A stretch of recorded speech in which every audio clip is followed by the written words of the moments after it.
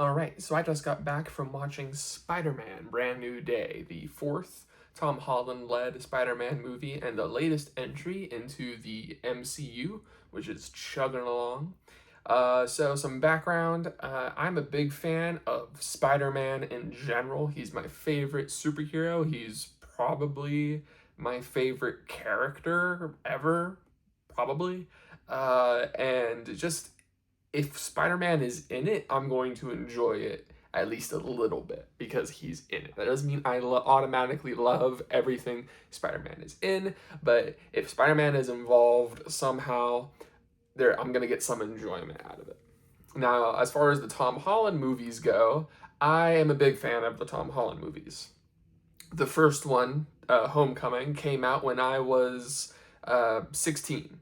So I was, not the same age as Tom Holland, but the same age as the character he was playing. So I've been kind of growing up alongside the character, this version of that character. So that's always been kind of cool. And I don't know, I've just always loved this interpretation of the character. I loved how he felt like his own, like he existed in his own Spider-Man world, but also crossed over quite a bit with the MCU characters, which happens all the time in the comics, where Spider-Man is always running into, Daredevil or the Punisher or, Captain America, stuff like that. So, I don't know, I just really enjoyed finally being able to see that on the screen. So, this movie's coming out about 5 years after the last one, so the biggest gap in between these movies we've gotten so far. And I gotta say, people are really hyping this movie up, calling it the best Tom Holland movie ever. And I'm here to tell you, in my opinion, they're wrong. It is just as good. All right. I don't think it is better than No Way Home. I think it's just as good as No Way Home. Now, that's not me tearing this movie down. I loved the last one. I love No Way Home. Even though in hindsight people are like, "Oh, it's not as good of a movie if you watch it at home." I disagree. I still love that movie. I watch it at home, but whatever. So I love that movie. So me saying that it's just that this new one is just as good as No Way Home is not faint praise.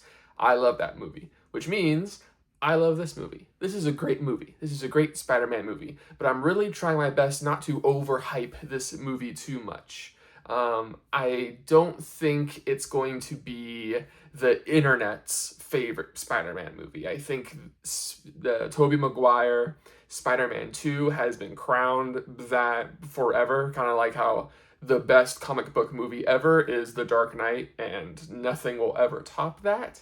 The Avengers Infinity War and Endgame got close, but I still don't think the internet has chosen those two as like the gold standard comic book movies. And some people will say that this is the best one ever, but the best one yet. And I think it's got some small issues, but overall, this is a very, very solid movie. Very good. Tom Holland, as always, is just fantastic as Spider-Man and as Peter Parker. And this is definitely his most grounded that he's ever been since Homecoming. It might even be more grounded than Homecoming, honestly. And I think that's the main thing that a lot of people are latching onto. And it's something that I definitely appreciated because Spider-Man can go big. He's gone big in the comics, he's gotten big in the MCU, he's been to space, he's fought Thanos, all this stuff. But the Spider-Man that people really like is the grounded, friendly neighborhood Spider-Man. And this is the most we've seen of that version of him, like I said, since Homecoming, I would say. So it's been a while since we've seen this Spider-Man. And one of the things I just appreciated is just this movie doesn't feel like it has to go to all these big brand places. It tells a very intimate and personal story. Now, I would argue all the Tom Holland movies have been very intimate and personal. But this one, doesn't add a whole bunch of extra cosmic level proportions or multiverse shenanigans to it. So we do get time to focus on Tom Holland's character. Now, I did mention there are some criticisms. I do think there are certain characters in this movie that, for a time, not the whole movie, but for a time, steal the spotlight from Spider-Man. I'm not going to spoil who that is or why, and I don't think it ruins the movie. In fact, when the movie ends, it ends in a very satisfying place. But at the moment, as I was watching for about, I'd say 20 minutes or so, it felt like it stopped being a movie about Spider-Man and it became a movie about someone else. And then they bring it back to Spider-Man later. So again, this is more of a small criticism than something that ruined the movie. Don't get me wrong here. But there is that. And so that's why I don't think it is, his most intimate story or his most, focused on him, because there is other stuff going on here. It's not to say that that stuff is bad, but it is there. But that being said, the other stuff that they do add, the cameos, the crossover, the big ones in this movie are Punisher and Hulk, I think are done extremely well. This is a side of the Punisher that feels very faithful to what we've seen in the shows, but, but we also see a new side of him. So it's felt like the same character, but Spider-Man brings something out of him that no one else has been able to. And it's just such a delight to see Mark Ruffalo as Bruce Banner again. It feels like it's been forever.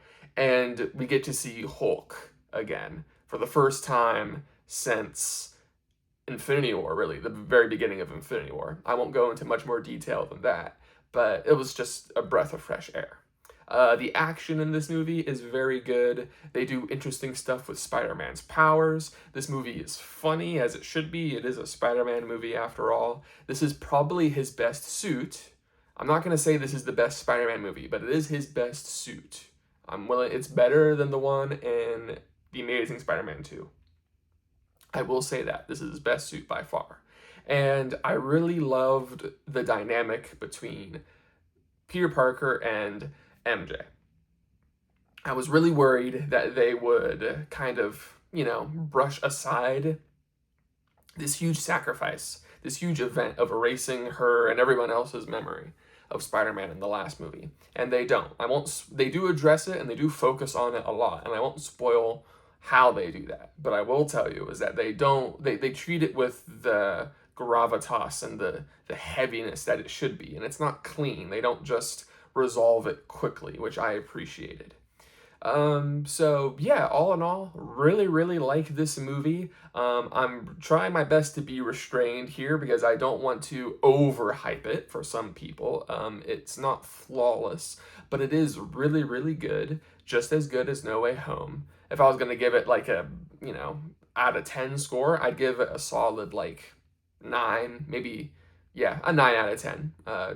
So yeah, I'm really glad this movie exists. It is so cool that we live in a world where movies like this can happen. Just for me as a Spider-Man nerd, I'm just able to see exist in a world with this movie. It's just so cool. But yeah, those are my thoughts on Spider-Man: Brand New Day.